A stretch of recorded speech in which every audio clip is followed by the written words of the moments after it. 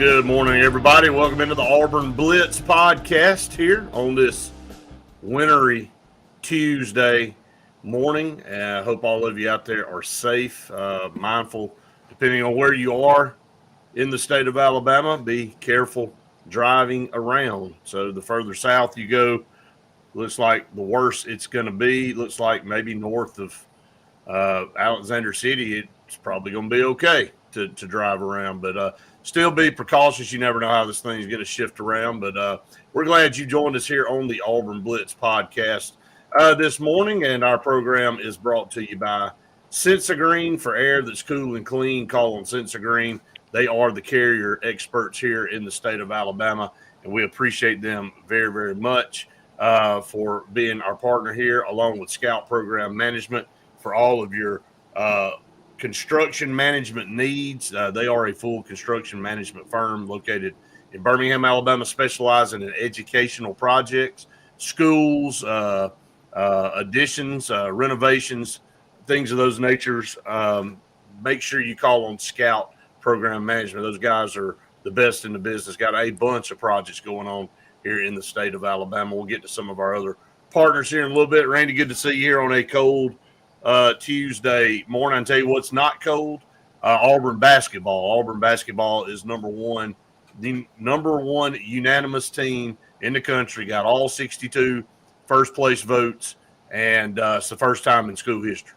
Yeah, I was about to ask. I didn't see that stat, but the first time in school history for Auburn, and very deserving. You know, I don't think that I look down at any poll, whether it be Rothstein or anybody else that throws some random polls out there for ESPN or bracketology experts, that doesn't have Auburn sitting there at number one. So that is a new thing, but it feels like a little bit more of a consistent thing with Bruce Pearl and where he has this program currently. But yeah, happy Tuesday morning to you as a business owner. This is always a little bit of a scary time when you're looking at the weather and you don't know what to do, and there is no perfect answer. And you serving on a school board, Brett, you're in the exact same role. You know, you want to be safe, but you don't want to take too many days off if you look out there and there is no issue. But I think it's going to be snowy. And for those of you like me that have kids, there's not too many opportunities in the state of Alabama where you could have a really good snow and the kids can enjoy it. So I'm going to say, and you won't hear this from me too often because,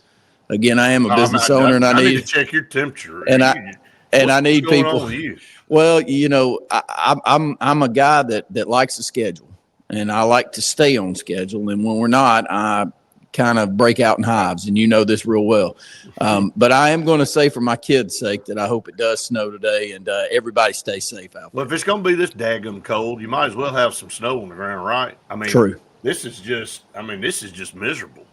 I mean, who wants this? I mean, who wants to live up north, man? I mean, it's terrible weather. Like, I can't get to spring fast enough. But if it's going to be this cold, it needs to be snowing for sure. Going back to what I sent out to several of y'all last night, the screenshot Auburn men's basketball on Twitter, saying it was the first time in school history they're unanimous number one. That's a big feat. You know, again, we talk about all the time, this team in this program and Bruce Pearl continue to make history. When you think they've reached another height or we've reached everything that we could possibly do, they do this. Duke jumps up over Iowa State, and I was expected. Iowa State lost another game this past weekend. So, you know, it's one of those things that I still think Iowa State is really, really, really good. They only dropped one spot down to 3. So it's Duke, Iowa State, then Alabama at number 4, and then Florida and Tennessee at 5 and 6. So, I mean, it is like heavily SEC. Nobody's surprised by that. Then you have Houston at 7, Michigan State at 8, Kentucky 9, and Marquette at number 10. So as Justin says, it's only 30 in Anchorage, Alaska right now. So yeah, we're below Anchorage. Something's wrong with that.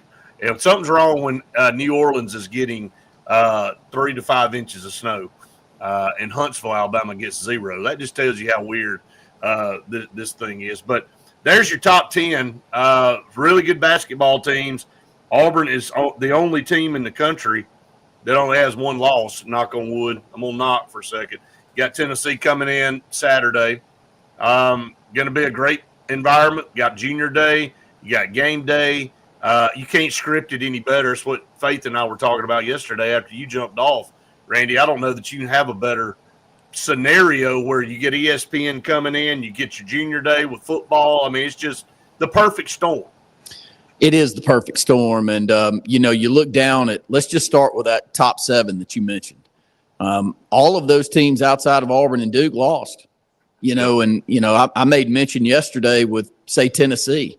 Tennessee keeps finding a way back into these basketball games, but they couldn't hold on against Vandy. Right. You look at Florida losing. You look at Alabama losing. Then Alabama going on the road and getting a victory against Kentucky. So you can't get too disturbed by a loss somewhere along the way. But I think the most impressive thing for Auburn right now is our ability to win without Janai Broome on the road.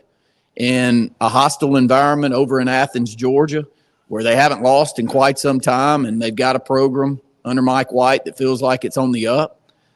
They got some dynamic diaper dandies back to our Dick Vitale days growing up in the 80s, and they've got them there at Georgia, and Auburn finds a way to win.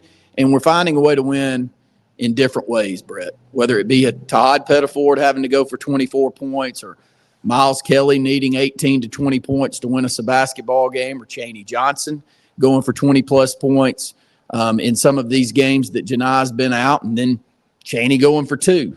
And Dylan Cardwell doing everything else on the floor positive, but not scoring the basketball this previous game. So we're finding ways to win. And I think the great teams that have the good chemistry and the right culture and the right player selection on that team can do that, Brett. And we deserve the credit that we're getting right now, maybe even more so now with some of the key wins that we've had recently with Janai out, because everybody knows what he brings to the table. Yeah, I totally agree. I think, I don't know if it was a subliminal message that was sent with the TikTok that he did with no boot on, but it looked like he was moving around pretty good. Don't know what that means. Those walking boots, you can take those things on and off, but it's clear that he's getting better. We're getting closer to getting him back, which is a positive for this team. And will it be Saturday? If it is, how much will it be of him? Don't know. They're keeping that pretty close, and I don't blame them. There's no need to give a minute-by-minute update of somebody's injury status, but you want to keep your opponent kind of guessing too. But this team is preparing to play without it, and they've already proven that they can get the job done, and they can go into, like you said, a hostile environment on the road where a team hadn't lost a game at home. I think we kind of just pass by some things sometimes. It's hard to win on the road, but Georgia is having a good year, and they've got some really good players. And I think Mike White summed it up in the press conference. He said, that Auburn team without Janai Broome is still unbelievable. And he said that's why they're number one. He said, it was a good opportunity for his team. He said, you don't get the number one team in the country in your building very often. He said, I thought we had a really good chance, and, it just didn't play out toward the end. But that, again, goes to the grit and the perseverance of this team and the refusal to lose. And it doesn't matter who it is from one game to the next. Somebody's going to step up and be the guy. It happened to beat Todd Pettiford in this game. And you go, well, if he didn't have 24 points, Auburn loses. But well, he did. He did have 24 points. And, he may only have 5 or 6 against Tennessee, but Chaney Johnson may have 18. That's the beauty. Look, I feel like I'm repeating what I was saying and what you were saying when Auburn made the run to the Final Four. And you look down the roster, and they're playing 8, 9 guys, and you don't know who the guy's going to be from night to night. You got one guy that you really know is a stud, which is our Janai Broome this year, but he's out right now. And then the rest, anybody at any time, depending on how they're being defended or if they're just feeling it that night, could be the guy. So that's really, really the positive for me is how deep this team is. Well, let's start with the offensive side because that's where your segue in this conversation. We've got 7 players that can get 20 and it not be random that they get 20. And right. You can go down that list. And I'm not adding Dylan into that mix. He won't consistently get you 20, but the rest of this team, right, including Chaney, can go out there and get you 20. And Denver Jones has had his moment. CBM always has his stretch. Miles Kelly's probably playing. Would you say Miles Kelly's playing the best on the team right now consistently? I think he is. Yeah. I mean, it's 15, 18 points a game. And, Bruce talked about that, Randy, not to cut you off. I'll let you get back to it. No, that's good. But Bruce talked about that. He said, hey, Miles Kelly had to be the guy on the Georgia Tech team last year, didn't have any pieces around him. So he had to press, and he said he gets to relax and let his game come to him now. And that just shows you when you get on a team with other good players, everybody all the time asking football, why does another great receiver want to play with another 5-star? Because it makes you better.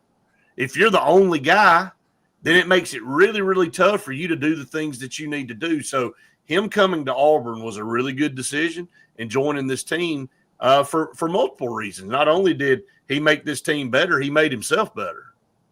The length, not only on the offensive but the defensive end with the change out. We give up KD Johnson to get Miles Kelly, and I loved KD and I loved his effort. But when you look down, I think KD's averaging about 7 points per game, and Miles Kelly, I think it's like four. Well, he must have fallen off recently in his minutes, but Miles Kelly's a no-brainer, and he's a no-brainer on the offensive and defensive end. And the reason that I like he and CBM so much, and I want to stay on the offensive side, when things break down, they not only can take the three-point shot and knock it down, and both have great shooting touch, but both can get the ball to the bucket, Brett. They're really long. I know Miles Kelly's probably listed at 6'5". CBM's listed at 6'7", but they're taller than that. They're longer than that. Very long arms, great ability to get down the lane. And I'm sure that Miles Kelly, with the pressure that he was feeling at Georgia Tech, had to enact a game that gets him to mid-range, gets him to the bucket, finds ways, because they were running at him, shooting the three-point shot the way that he shoots it. And that has proven to be really, really key in key stretches of ball games for Auburn this year. I'll go to a couple of key games where you look, Miles Kelly has had stretches where he'll go for 8 or 10 points in a 2 or 3 minute span.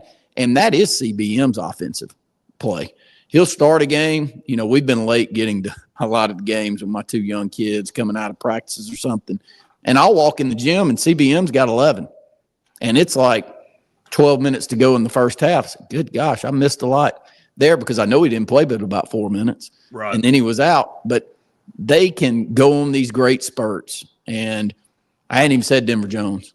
I've been touting Denver Jones probably more than anybody else this year for his consistency, his ability to defend on ball, his strength, his size, his ability to go to the free throw line and feel very, very confident at 93% free throw shooter. He's going to knock them down.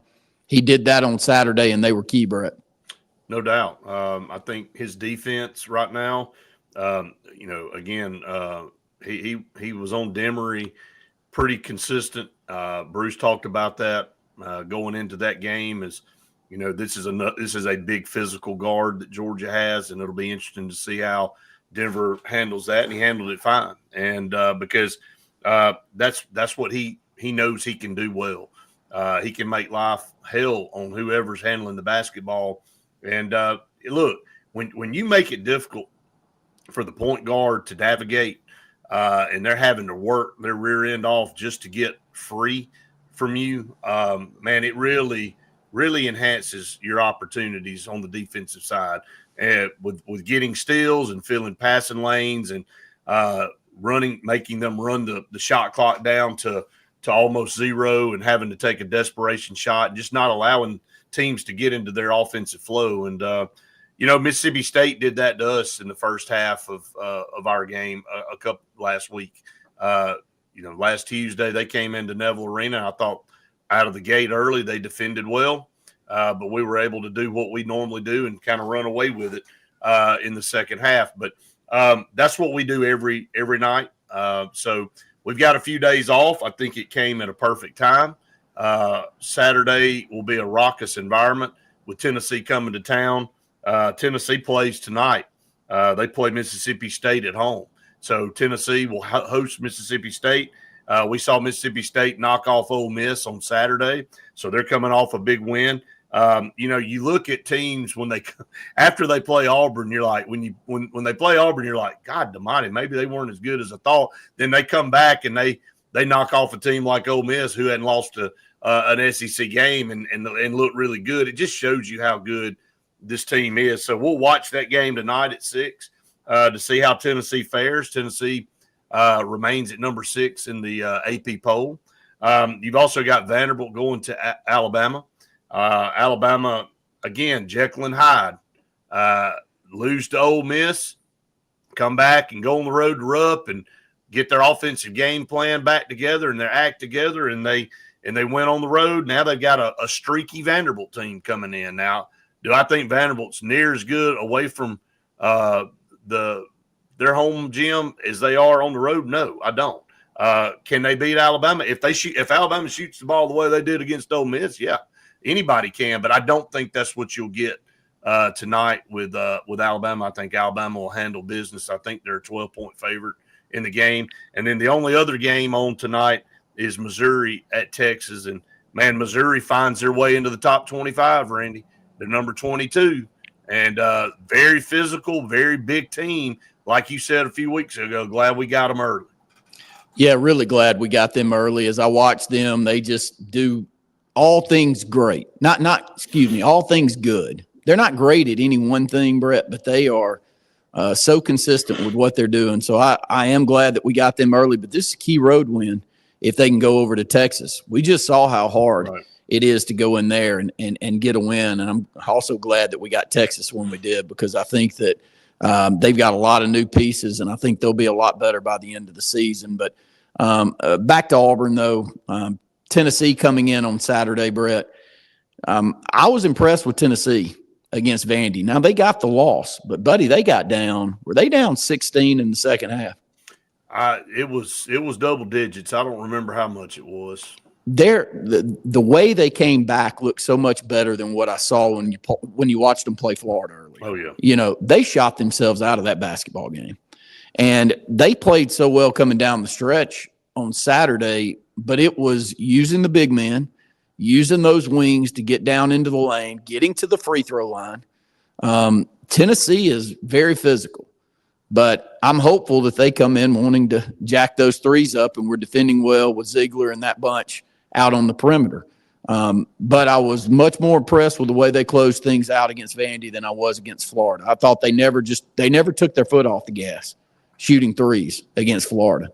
And at certain points, you've got to say, look, we got some other guys. We got other ways that we can get this done. We're at an away stadium. Things aren't going our way. So let's kind of dial it back in and see if we can get the ball down in the post. Another thing I've been wanting to bring up to you, and just to get a response for those, because I know we've got a lot of basketball aficionados. We've got a few on here that I've coached against that are great basketball coaches that watch us as well. I love our token press, Brett. And let me tell you why I love it. Yep. We never let you get comfortable. And you and I have been friends forever, and you know what I think about basketball. It's my favorite sport. I like coaching it. I like watching it better than all the rest. I love all sports, played a lot of them, but basketball is the most fun. And we have been spoiled in the state of Alabama by up-tempo basketball in the high school ranks. You and I call and broadcast AHSA events throughout the year. We broadcast all the championship games. And I will say Mountain Brook and what they did under Bucky McMillan just changed the whole scope of basketball here in the state of Alabama. You used to see, when you and I started 17, 18 years ago, you'd watch teams roll back into a zone, and they'd sit back, or they may play half-court man. And they may, from time to time, when they feel like they're the better team athletically, throw a press at you. But now you see it way more often in the winning teams is they're not going to run back and get in any zone. That's over. And very few teams just run back and get into a man at the half court. Most teams want to speed you up, see if they can get turnovers. Auburn doesn't get a ton of turnovers, Brett, but we deny the inbounds pass. We make it difficult. You've got to have a plan to break our press. And if they get the basketball in and make one pass, we'll get back on the defensive end. I like it, man. I like that you keep your guys engaged defensively when you make a shot. and you get engaged that way, Brett, it's a lot easier to get back on defense because you're mentally with Chaney Johnson's like, I got to get up here and defend. I can't just loaf back down the court to get into whatever set that we're doing on the half court. And Chaney's great at it, man, with his length and athleticism and his denial up there on those inbounds passes. And you can tell about midway through the second half, it wears on teams. And we'll, so I don't know. I haven't brought it up to you. Your thought on what you see with that little token press that we do. Well, I think what you used to see maybe were teams giving their team a chance to catch their breath when they drop back, which really looks like lazy basketball now. When you look back at it, you go, well, I'm going to let some guys kind of take a few possessions off, or we're going to drop back in a zone. I'm not saying that's exactly why they did it. I know there's a reason behind why coaches do what they do, but you don't see, like you said, you don't see it anymore, and we don't see it at the high school level really at all. If you're not up-tempo, full-court pressing the entire game, you're probably going to get beat, especially in some of these higher classifications. And so I'm with you. It goes back to what I just said with Denver Jones. I mean, he may not make a stop every time, but he makes things so difficult on the opposing team's point guard that it disrupts. And you're right. I think you said don't allow to be comfortable. We never do. And I think if you go up and say, okay, I'm going to make you work to get this ball in, then we're going to drop back and then kind of press you a little bit here and then drop back a little bit more. And that's all great when you have the players that can do it. And I think Auburn obviously has the depth and the players that can do it. Another thing is when you bring guys in off the bench, do you drop off? And you don't drop off with this team. Other teams don't have the luxury of Auburn, or maybe back when Bucky McMillan was coaching at Mountain Brook, to be able to do the same thing with the next five that comes off the bench as the starting five. Well, I don't really know who the starting five is on this team. I mean, you can roll those five guys that we've been seeing for the majority of time out there, but if we started five new guys, I'd be fine with that too. And again, that's a compliment. That's not a slight at anybody. It just tells you got a lot of depth and that you can stay in your game plan no matter who's on the floor. You don't have to change your coaching style based on the players that you have out there at the time. Well, one that I think is going to be outstanding in this setup in the years to come is Ja'Kai. First off, I think it keeps you engaged. Like Ja'Kai, right. I think needs to feel like the tempo's up. He's in it. He's defending. There's a chance for a run out. It's going to be a showcase dunk, 2 or 3 in a game. I think he feeds off of that. And if you get back and you play slowed down basketball, man, you just lose all of that tempo that you can get. So, and I watched Ja'Kai defending Brett, and you really bragged on him last week, and he deserved you bragging on him. But his own ball defense at this point in time in the season, in comparison to what we saw at the first part of the years, night and day. Development is amazing on the defensive end. And yeah, he does lose he loses his spot from time to time. He'll switch off and the communication may break down. But he's young. But his effort's there. Right. And his length and athleticism is there. I mean, all of those things are teaching moments when you end up in a switch that you probably shouldn't have and you got a point guard that ends up beating you off the dribble. These are all things that can be cured. But I love this culture and I love the setup that we've got with that. And I think that it's going to bode well for us, not only this year, but in the years to come when you know what you're going. Here's the problem I've had with Auburn football for so long. Who the hell are we offensively? Yeah. Just give me an identity. I don't care what it is, but let's lean in on something.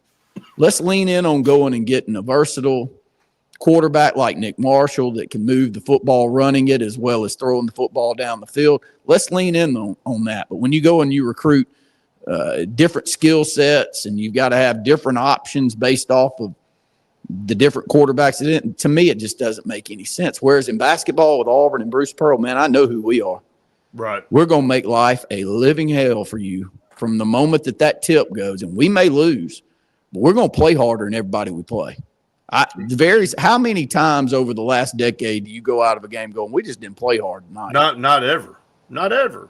I mean, and like what more could you like? If you're a fan, what more could you? You don't walk out feeling bad when you lose one. I mean, yeah, you want to win it.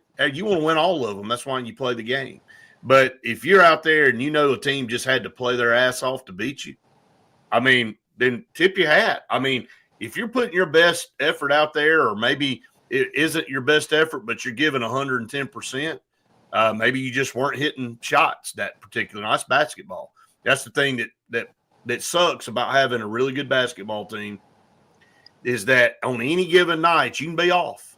And if you're off at the wrong time, it can end your season, especially when you get down toward the end. And but that's part of it. Ask Kentucky how that went for them that year.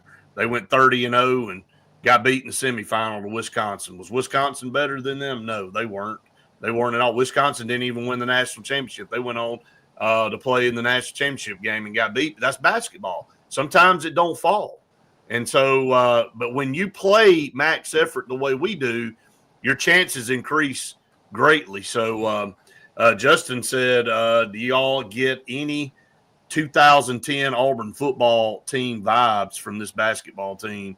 Some of these close games they pulled out, a special year so far. Yeah, very, very special year to this point. I think we want to keep it going in that direction, Randy. And as you get ready to exit here in the next 3 minutes, it's about to be 8:20. We'll welcome in Faith. And Faith, good morning to you. Good to see you. Good morning, y'all. How are y'all? We're great. Bragging on Auburn being number one. Yes, glad to have you, Faith. And a couple more minutes here, Brett, and I'm going to start stepping aside at about 8:20. But, Faith, we're just bragging about Auburn, the first time in program history being a unanimous number one. I mean, yeah, Brett and I were talking about it last night a little bit, but I think it really just kind of shows the team that we are and, you know, the depth that we have without our key player. And the respect from the national media finally. Not that we weren't getting respect. I mean, you had 60 of the 62 first place votes.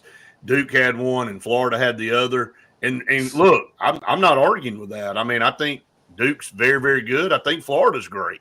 I mean, you look at what they've been able to do. Now, I know they've had a slip up here and there, but Auburn's the only team left in the country with one loss. That's 17-1. Again, are we going to run through the SEC schedule? No, we're not. Now, I hope I'm wrong. I'd love to go 18-0. Man, that'd be outstanding. But I'm a realist, and we all know that the number's probably going to be around 13, 14, or maybe 15 to win this league. And again, I'm going to say this, and I know it's probably going to be unpopular, okay? I don't care about winning the league. I really don't. And everybody watching may go, what is he talking about? I mean, we're the best.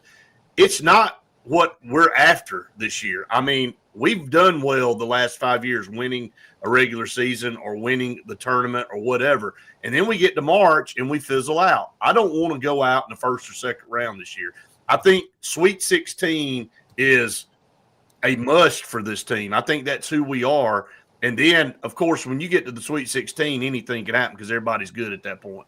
Let me throw one more quick thought in there, and I know that y'all will hit on Junior Day, and we'll probably hit on it a lot more as we get into Saturday. But just a kid that you and I, not a kid anymore, is a young man that you and I cover, and I was noticing last night that Cedarian Morgan, who's the number one recruit in the state next year, top 10 recruit in the country. Brett and I broadcast his basketball and football games at Benjamin Russell High School. And the reason I bring basketball up, this Saturday will be the first time that he's been to an Auburn basketball game.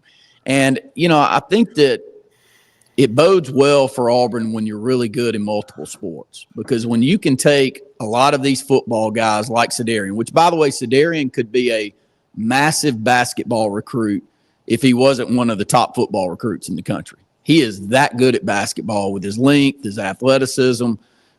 He's a great shooter, a great free throw shooter. He does all of it. He plays point guard for us at 6'5". He's a great teammate. I can't say enough good things. But, Brett, when you can get him in that gym and you know his passion for basketball, and Auburn plays the way that we hopefully do on Saturday, it's going to be a big, big boost for Hugh Freeze and his staff, for these guys to go in there and see what Auburn has built in basketball and who we are and the number one team. So I think that that's key, and I'm looking forward to having him and many of these other guys there in Neville Arena this Saturday. Should be a great matchup against Tennessee, and hopefully we win. I'll segue over and talk about sponsorship that we have here with our business you see behind me. I'm in Auburn at our new location on Opelika Road. We're working on it. There's still an ABS sign up on the building, but soon enough there'll be a sign source and Lee Apparel sign up. You can stop by here in Auburn and work with us on any of your apparel and signage needs. 256-825-0197. Also a new location right down the road that we're working on as we're merging with another sign company over in Opelika. So from start to finish, whether it be corporate apparel, customized tees, promotional products, there's Lee Apparel right there, and then sign source from start to finish. Got a lot of vehicle wraps going on, Brett. Got a lot of boat wraps going on right now, doing a Troy bass fishing team. We've had Greg in recently. We've had your good friend and mine, Jim Hardy, with his off truck recently. Looks good, by the way. It does. And we're proud of what we're doing, and we're continuing to grow. So give us a call, 256-825-0197. I'll step off, let y'all finish up, Faith. Appreciate you stepping in. Before you go, one more thing I wanted to announce. We got a lot of people watching right now, so it's a great time to announce right before you go off. Jason Caldwell will be joining us on Mondays now on a regular basis. Our good friend from Auburn Undercover, who we talk about all the time, he and Christian Clemente, and we really rely heavily with the 24/7 side of things. Not that everybody else doesn't do a great job, but we got really good relationships, been good friends with Jason for a long time, and I don't know that anybody does it any better than those two. I know there's other guys out there doing it, but glad to have Jason Caldwell part of what we're doing here on the Auburn Blitz, and he'll do his Monday morning mailbag with us on Mondays now. So excited about that. I know a lot of you are 24/7 subscribers. Go out there and subscribe to that, because they do so much. We can't cover every single thing that they do, obviously, on here, and we don't want to. So go subscribe to 24/7 and Auburn Undercover. They do such a great job. We got a lot of big plans coming up this year, and Faith's key in that. She'll be a little bit more consistent than I will from time to time here on this podcast in the morning, but I will be here, and Brett and I will probably go back and forth, and we'll disagree a lot, but we can't thank all of you enough. And please pass along out there, subscribe to our YouTube channel as you think about it and you want to pass along to some new out there. We've been doing this in the state of Alabama for right at 20 years, mainly TV and radio, but we're leaning in on this YouTube and podcast venue, so pass along. Appreciate it, Randy. Glad to have it. All right, man. Stay safe out there today. And a little bit wintry outside today, Faith. So, it's cold. It's a good day to stay inside. No kidding. They canceled all like classes, and all campus buildings and stuff are closed. Used to, you would have, you would have been like, man, that's awesome. But now you're in the real world. A cancellation on classes doesn't do anything for you anymore, right? No, literally. When my roommates were talking about it, I was like, oh, that's cool. And then I got a text that my workout class was also canceled, and I was like, guys, my classes are canceled too today. That's right. Your workout class, not your school class. So you'll handle that, right? Hey, just your thoughts real quick. We'll move away from Auburn basketball because we talked about it. Randy and I did for about 30 minutes. It's again, soak up the moment. Number one, you're the unanimous team in the country at number one. You got Tennessee coming in. They play Mississippi State tonight, so that's going to be interesting. They host Mississippi State. Mississippi State's a good basketball team. We handled them pretty easily at home, but you look at Tennessee, they just had a little bit of a snafu on the road at Vanderbilt, so they're wanting to get back to some type of winning way, and so they can have some momentum heading into Neville Arena, because they're going to need it. Everybody needs as much momentum heading into our building as they can possibly get.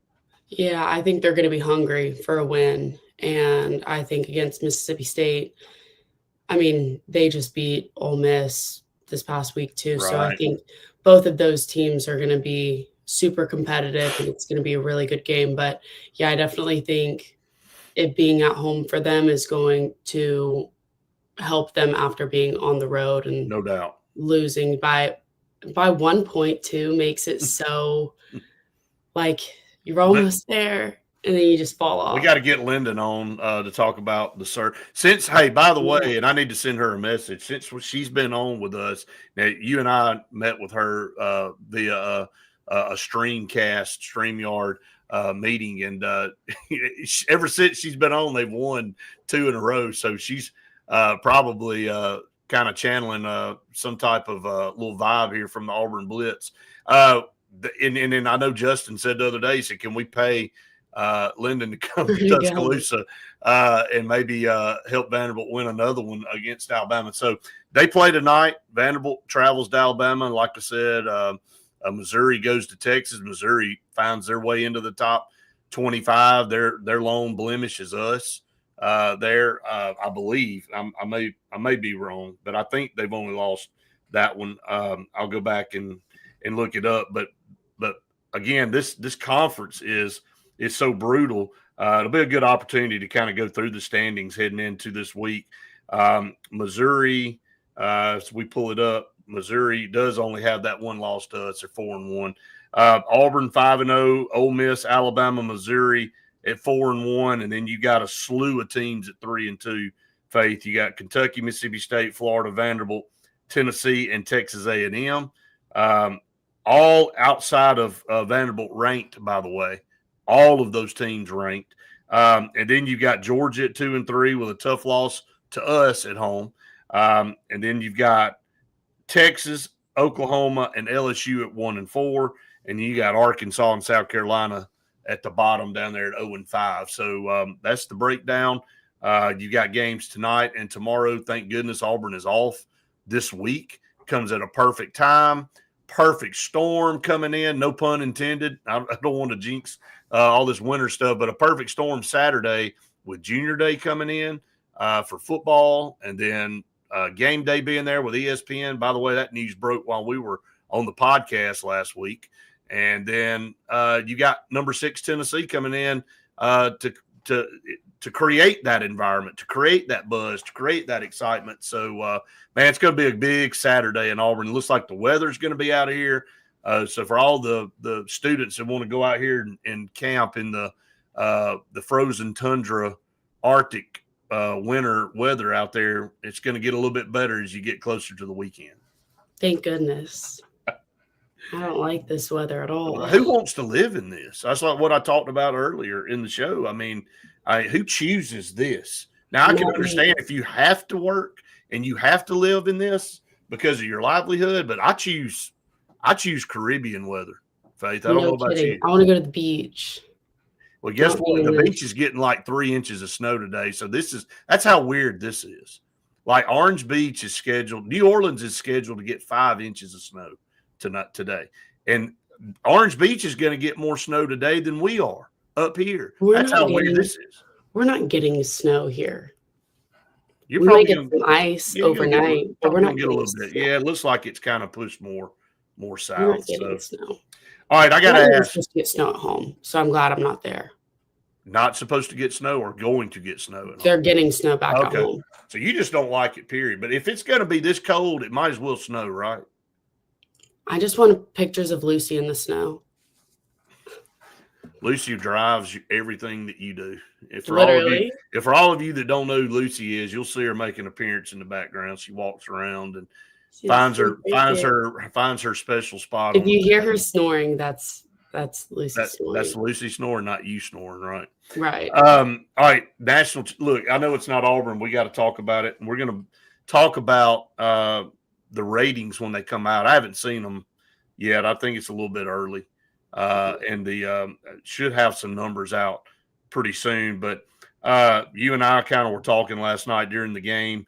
Ohio, it ended up being a close game, but it was a blah game. I mean, it was again, Ohio State jumped out to a 31-7 lead, and they looked like they were just going to destroy Notre Dame. So credit Notre Dame for fighting back. I guess I'll give them credit for that. And but I think Ohio State got so disinterested, and they had the ball a couple times, and they had a turnover, and then Notre Dame came down. And I know a lot of people are jumping on Marcus Freeman for kicking that field goal, but I mean, it was 31-15. He wanted to get some points out of that drive. It was a chip shot field goal. So that puts it at 31-18. You still got a good bit of time left in the game. I think you still ride momentum. I know it was 4th and goal from the 9-yard line. That's not a gimme. You know, I mean, everybody's like, oh, and then all these networks are just blasting Freeman for kicking a field goal. And maybe in hindsight, you say, well, you had all the momentum, go for it right there and close it to one score. But, you know, I kind of see his point too. You know, you fought back and you'd driven that far. You don't want to you don't want to go down there and not get anything, but they ultimately got nothing anyway. Yeah, and I mean also with their defense, you know, if they didn't score or whatever, and then they ended up being on Ohio State got the ball on the 5-yard line or something like that, I don't think Notre Dame's defense would have been I don't either. Good enough to stop them right there and have them, you know what I mean? I don't think that you might as well go ahead and get the points and then It's kind of how I've looked at it. Yeah. Well, I mean, again, I don't know what the ratings are going to be. I wasn't real interested. I was watching it on and off. I was watching a bunch of inauguration coverage too, because that was really dominating the airwaves yesterday. But last night, you knew the game was on, and if you turned it on about midway through the second quarter, you saw an onslaught. Ohio State scored 20. Ohio State won the game before halftime. I mean, they scored 21 points in the second quarter. Now, I will say this. Notre Dame's first drive, 18 plays, longest drive in playoff history. And it was Riley Leonard running the football mainly. So you're thinking, that's a great drive, but your quarterback can't endure that the entire game. And he can't keep that up. I think he may have gotten sick during the game. They said he was having some after stomach. The first one, he went and threw up. Yeah, I mean, so I don't know if it was because he was just plumb exhausted or the nerves and the combination of all of that. But look, that was a good-looking drive. But after that, it was a total domination. It was 31 unanswered points by Ohio State after that. I think everybody turned it off after that.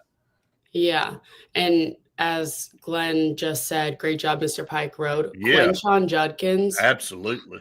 Oh, my gosh. Reese and I were texting about that because I'm pretty sure everyone knows that Quinshon transferred from Ole Miss to Ohio State. And, oh, my gosh. I mean, he had a lights out best – that's his, like, career or like best yards of the game, of course, or of the season, of course, in the national championship game. And I got 100 yards rushing on 11 carries. I mean, yeah. And Reese was saying that everybody at Ole Miss was like, that could have been us or whatever. And I was like, Reese, that's just not. Well, no, I think, look, didn't we talk about it yesterday, Faith? I think you and I talked about basically he made a great decision going to Ohio State. I mean, the portal's good for some and it's not good for a lot, but Quinshon Judkins, did he get more money? Absolutely he did. But he had a great 2 years at Ole Miss, and everybody went, well, I can't believe he left Ole Miss and he was doing well. Well, guess what he did? He went to Ohio State and won a national championship. That's what Quinshon Judkins did. So he won a high school state championship with Pike Road, and now he's got a national championship. And he went up there and played with a guy that, Travion Henderson, that you knew was coming back for Ohio State. That was a really good back, and he made the decision to go up there. And Ryan Day talked about that. He said, I asked Travion, what do you think? Going to get Quinshon Judkins out of the portal. And, he said, let me think on it. I mean, he consulted Travion Henderson because he didn't want to lose him either, because he's been a stud running back for Ohio State. And he said, look, Coach, I'm all for it. And it worked out for them because they got to share the load, and it made both of them better. A lot of times. Look at how they both contributed last night. Right. Like, it was just, I mean, I think they both lights out, had a great game. And obviously Travion didn't have those 3 touchdowns that Quinshon did, but he contributed so much to their run game. Absolutely. Regardless. And again, we just talked about it. Why do really good players want to play with other really good players? Because it makes you better. They learn. They have that competition. They have that competition between getting to be that first string and getting to be that pushing guy. Each other. Right. And again, I think it also, you look at it, if you're just the guy, if you're the only guy on your team, it really teams can key in on you, especially at wide receiver. I know we're talking about running backs right now, but if you're asking why would you want to come play at Auburn right now with a bunch of great receivers, because you want to be great too, and you want to be in a situation where you draw man coverage rather than bracket coverage all the time. And so if you got Cam Coleman out there on the field and Malcolm Simmons and Eric Singleton and Perry Thompson, and look, who do you cover? I mean, it makes it really difficult for teams to isolate on one guy. So I think that's one of those deals. And you look at the game plan for Ohio State, they were the better team, and the better team won the game. Now, I know Notre Dame made a little run right there at the end, but at the end of the day, Faith, the best team won the football game, and I think generally without mistakes, that usually is what happens. So you look at Will Howard, proud for that guy, proud for Riley Leonard. I thought Riley Leonard played good. I mean, 22 of 31, 255 yards and 2 touchdowns is probably one of his best games at quarterback. Just a gamer. Will Howard was 17 of 21 for 231 yards and 2 touchdowns. Guess what both of these guys are, Faith? Portal quarterbacks. Right. So I want to talk about a segue into Auburn recruiting. Big day on Saturday. Obviously, it's a big game too, but it's a big day for Auburn football. You and I were talking about that, and we'll run down some of these juniors. Randy talked about it just a minute ago with Cedarian Morgan. I see Cedarian regularly here in Alex City. We cover him at Benjamin Russell High School, and he is the number 1 player in the state.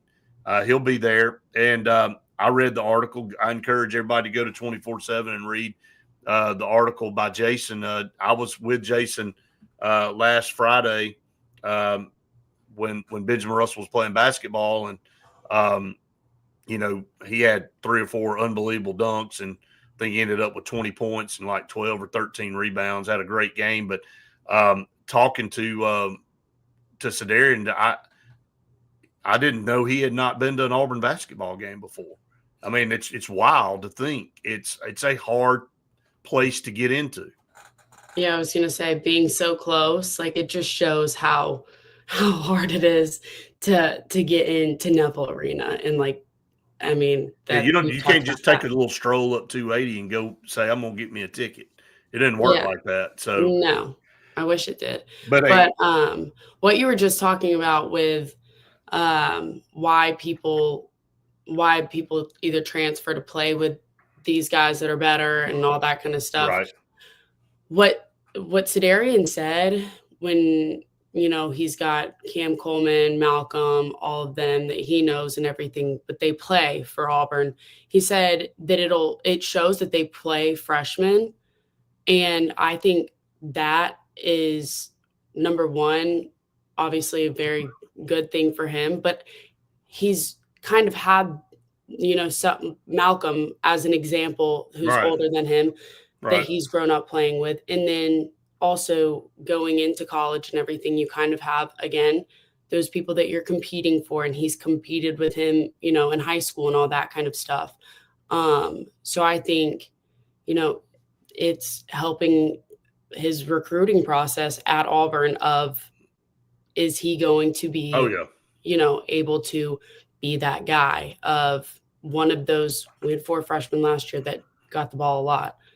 I think and look, Auburn really wants him. Obviously, you should. He's the number 1 player in the state. He's the number 2 wide receiver in the nation. I'd like to see the other guys' numbers because I see him. I know I'm biased, but we'll talk more about Cedarian. I thought Justin summarizes college football here. Kansas State's QB throwing a TD to Ole Miss's running back for Ohio State, who is defending against Wake Forest QB, throwing to FIU's wideout after beating Texas, led by OSU's QB throwing to Houston's wideout. That summarizes why a lot of people care less. I couldn't agree more. I could not agree more. BR coach announcement coming anytime soon. I'll get to that here in just a little bit, Glenn. But going back to Justin's comment, it's the truth, Faith. I mean, you go down these rosters now, and it's a boatload of portal people they didn't start there, and there's a good chance they may not finish there. They could go somewhere else. I know they're trying to change that second portal window and do away with it, which I'm a big fan of. I think you don't need to be you don't need two portal windows. That's a whole nother topic for another day. We can go down that rabbit hole. I'm not going to talk about that. But then I think people are frustrated. Look, I don't know what the ratings are going to be, guys. Did everybody watch last night? I mean, that's a good thing to ask. How many of you watched the whole game?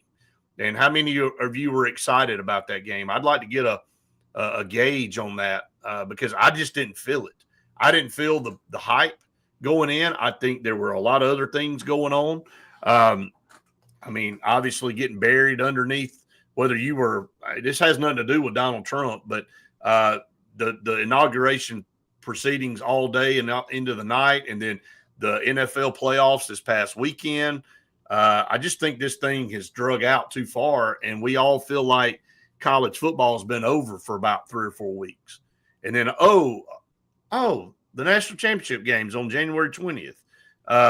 It just kind of, to me, got pushed so far down the line that people became disinterested. Glenn said he was asleep at halftime. So Justin said, I watched it before. It was a blowout. Then again, when Notre Dame got close, also had a bet on the game. Would not have cared if I didn't. Okay, I think that's a fair deal too. I think maybe that's what drew a lot of people in, is that, maybe you had some money on it. Mark said he watched the game. I think a lot of people that had money on it probably were watching it. But what's the old adage? If you bet on a game, just turn it on the last 5 minutes. If you don't have a dog in the fight, I like, if it's not your team you're pulling for, like, don't worry yourself with what goes on. Again, look at that Kansas City game. How pissed off were people in that game when they took that safety? Because I think the point spread, I can't remember, but it killed it one way or the other. And it's like, crap, they just ran out of the back of the end zone and gave the Texans 2 points. But that's the gambling world for you. Just turn the game on with 5 minutes to go and spare yourself all of the tribulation of watching it the whole time, unless your team's in it.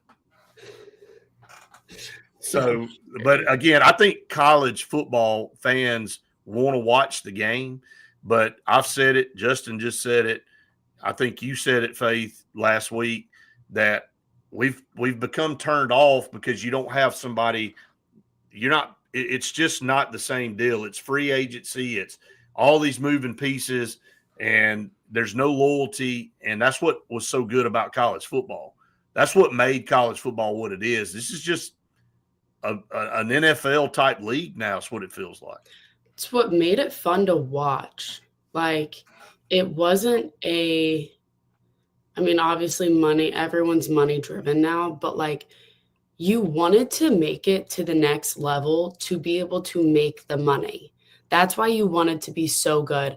And but now they're getting the money. Now they're getting the money in college. So what are you? You're making more money in college than you are going to the league. So why are people here for 6 years, 7 years?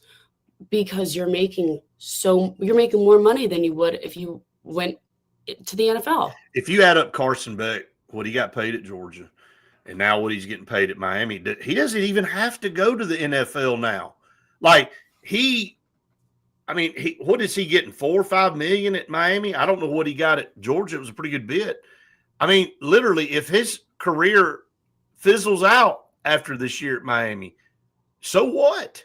I mean, if he's smart with his money, he doesn't need to go to the NFL and get beat up and crippled and everything else that goes with playing in that league. And, probably he will get drafted. I mean, but he doesn't have to now.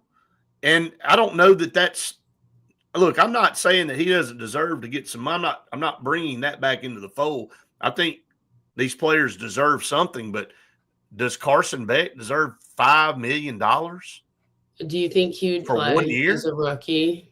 No, he's not going to play as a rookie. That's what so he's going to sign a minimum contract, and we'll get a bonus or whatever. But outside of that, I mean, he probably has, no shot. I mean, I don't know what he ends up being, but I know right now he looked like an average quarterback for Georgia this past year. I know he led the league in interceptions. I do know that. And I know he's a guy that ends up going to Miami, leaving Georgia, because Miami's desperate for a quarterback because they just lost Cam Ward. And so they snatch him up and they hope he works out. What Justin just said, he's going to make more money in 2025 than Bo Nix with Bo's bonus and everything factored in. And he was the 12th overall pick. That's what I'm saying. That is what is the point of wanting to go to the next level now? I seriously want to ask somebody, like have somebody on or something and be like, for everybody that is transferring so much and all that kind of stuff, do you even want to go to the next level, or do you want to stay in college as long as you can? Right. Did you see that there's like, I don't know how real this is, but that I think it's either South Alabama or I think it might be UAB, that some guy from the MLB, he's now going to, I want to say it's UAB. Let me look real quick. And he is now going to be a quarterback there. And he's like 26 years old. He's a walk-on. Right. And I mean, the comments were saying, can you go back to college after being in a professional, like, I guess league so, or whatever, but because it's baseball and football. Right. But I think that's still crazy. Well, I mean, I don't know everything is so different now. I don't know. It's hard for all of us that do this on a daily basis to keep up with all the changes and what you can and can't do. I don't know that there's much that you can't do anymore. Let's just put it that way. I think it's pretty much the Wild West and wide open. But looking at some of these recruits coming in, and we'll keep talking about that this week. Obviously, we talked about Sadarian Morgan. And then you look at Zion Ely, the number one edge rusher in the country from St. Francis Academy. Obviously, you look at who's coming with him, Wayne Henry, also a teammate that's committed to Auburn right now, the three-star safety. And then Auburn's got a couple players already on the roster from St. Francis Academy. That's starting to be a pipeline. Zion Ely's committed to Maryland right now. I would have used to have said in the past, there's no way he's going to sign with Maryland, even though he's committed and he's from right there in the backyard. But now it's about who pays the most. And if Maryland makes him the priority and outbids everybody and pays him the most, there's a good chance he goes there at least 1 year. Now, doesn't mean he doesn't get in the portal, but he's going to visit Auburn with his teammate. I think that's a big deal getting him in. But I do want to talk about one thing. If you look down this list, Faith, you don't see but one quarterback in this junior day list, and it's the kid from Grayson, Georgia, Travis Burgess. And I want to say something about that, and it goes into how you recruit these quarterbacks now. Because look at Auburn's quarterback room right now. You got Jackson Arnold, who was highly touted coming out of high school, went to Oklahoma, didn't work out. He's coming to Auburn.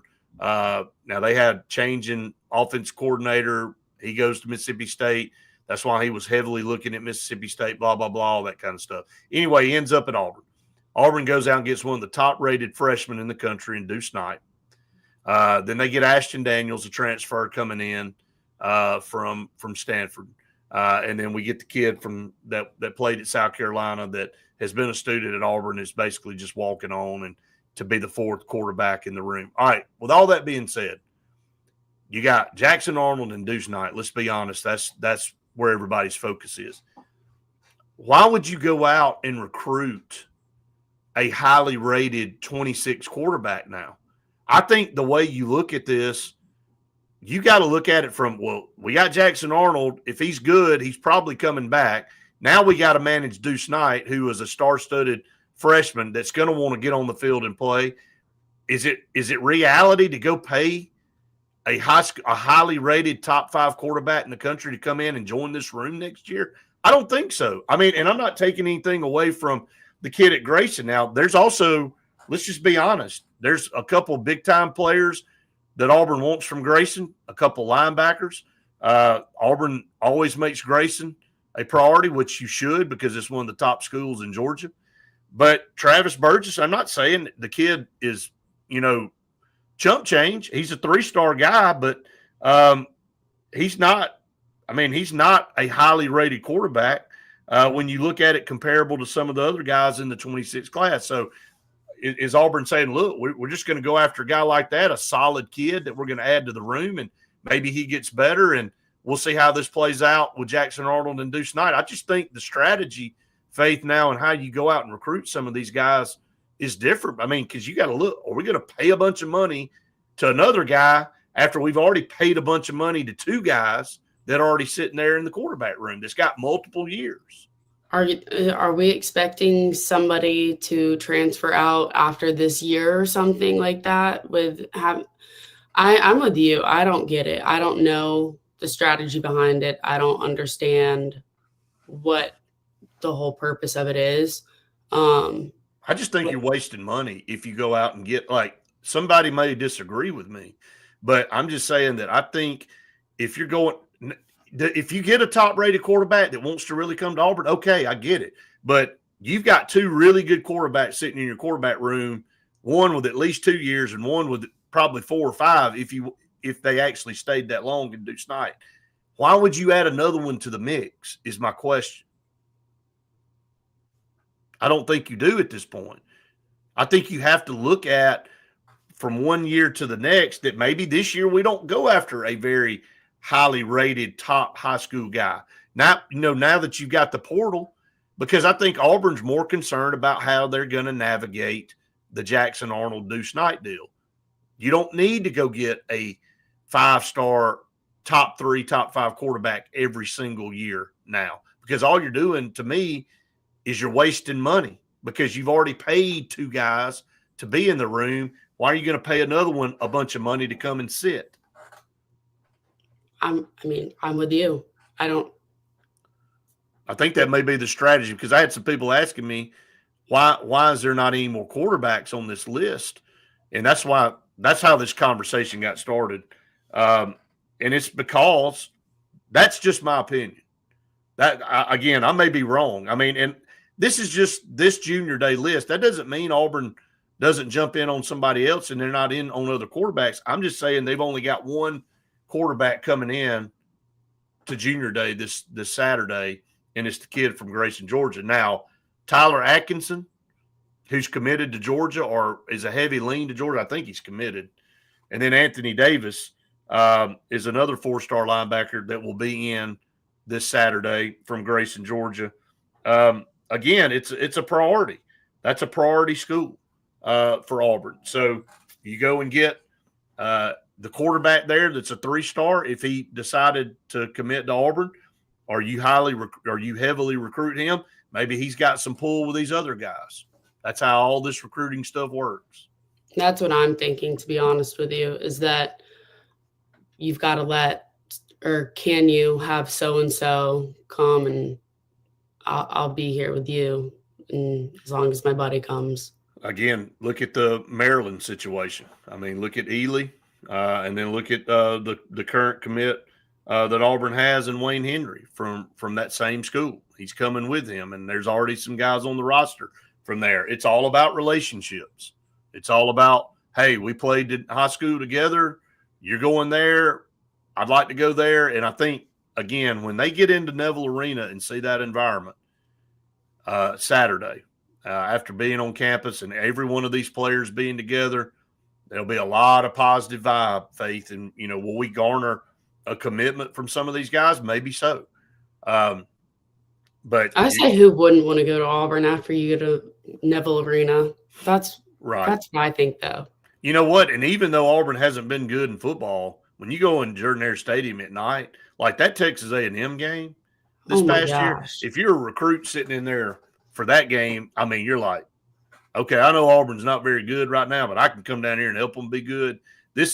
We're not going to go. The recruits were eating it up. We're not going to go play in an environment any better than this anywhere. More electric, nowhere. No, I mean, they were eating it up. They were loving it. All right, so we'll talk some more about some other players. I'll dive into that a little bit more with Sedarian tomorrow. Again, Cedarian Morgan, when you look at him, he's so well spoken. Can I just say that? I think he's very mature in the way he speaks. And Cedarian is he's a mature kid. I've been around him a lot, and he looks the part. I mean, he's 6'4", almost 6'5", weighs about 215 pounds, and there's a reason he's ranked the number one player in the state, and the number 2 wide receiver according to 24/7 in the country. When I pull that up real quick and see if I can get it to pull up. Maybe he'll want to go play basketball in Neville Arena. Right. Right now, Tristan Keys from Hattiesburg, Mississippi, is the number 1 wide receiver, 6'2", 175 pounds. I'm not knocking that kid. They've got him a heavy lean to Tennessee, but look, I'm biased. As I see Cedarian, I know him personally. I'm not saying Tristan Keys doesn't deserve to be number 1, but I'd need to see it if he's better than Cedarian Morgan. I mean, just off the hoof, Cedarian 6'5", 215. Tristan Keys is 6'2", 175 pounds. They're 2 different guys. They're 2 totally different players. I'm going to go with the more physical, bigger, stronger guy that can run the way he runs. Justice said those Cedarian dunks. Yeah, I've shared a couple on my Facebook page. If you want to go look at them, you can go look at Jason Caldwell. He put a few on his Twitter Friday. They're unbelievable. He's a grown man. That's what you have to pinch yourself and say when you're standing beside him. It's like, good Lord, how it big reminds is this me of guy? Malcolm, because Malcolm has state records in track, and he's so talented in both. And he was like, oh, yeah, I didn't know if I was going to do track or football. I was like, yeah, it's just dude, whatever I feel like doing. You can do both. No, absolutely, he could do both. And Sean Shivers, running back here a couple years ago, he did both. I'd like to see Malcolm run track, and what he did, high jump. Oh yeah, he did high jump. Yeah. He held the state record for long jump and the high jump. So I mean, he's unbelievable. Sean Shivers, by the way, will go down for one play in Auburn history, and that's knocking Xavier what's his name's helmet off in the Iron Bowl. That picture will forever be one of the best pictures. He was a little bit mad running the football there, so I liked it a lot. He was so small and just so powerful. But he hit him like a ton of bricks, and everybody remembers that. Everybody remembers that hit for sure. That pretty much turned the hit heard around the world. No doubt. Delivered by a bowling ball, because that's what he looks like. It's a bowling ball out there running around. So, well, Faith, let's talk about some of our partners here. Again, Sense of Green, for air that's cool and clean. Call on Sense of Green.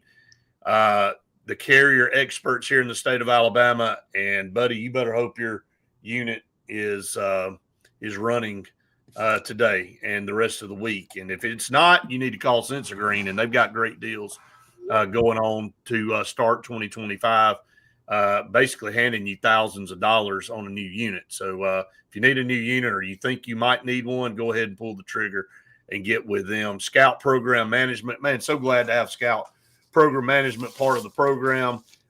Full service construction management firm working and specializing in education projects, new schools, renovation of schools, athletic facilities.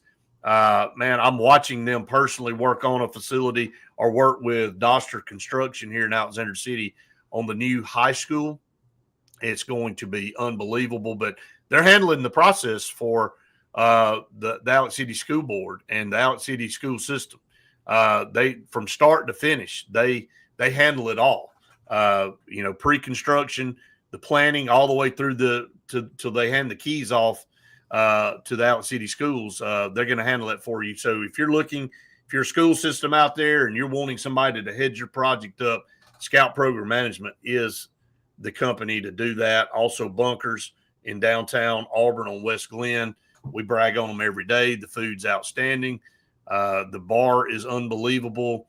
If you haven't been in there and rented one of their simulation bays and hung out with your buddies and had good food and drinks, you are missing out. It's a great place to go.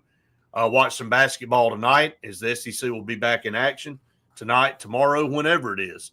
It's a great place to go hang out after a basketball game in Auburn. I know Auburn plays Tennessee at 7:30, so it'll be a late night coming up Saturday. But if you want to go hang out in Bunkers for a few hours before you head over to Neville Arena on Saturday, that's a great place to go do it. So Bunkers on West Glen down in Auburn, Faith. So, again, been fun this morning. Again, we just kind of tapped in a little bit on some of the recruits. We're going to talk some more specifically about some guys tomorrow and what's coming down the road for this possible 26 class. It's already off to a good start for Auburn.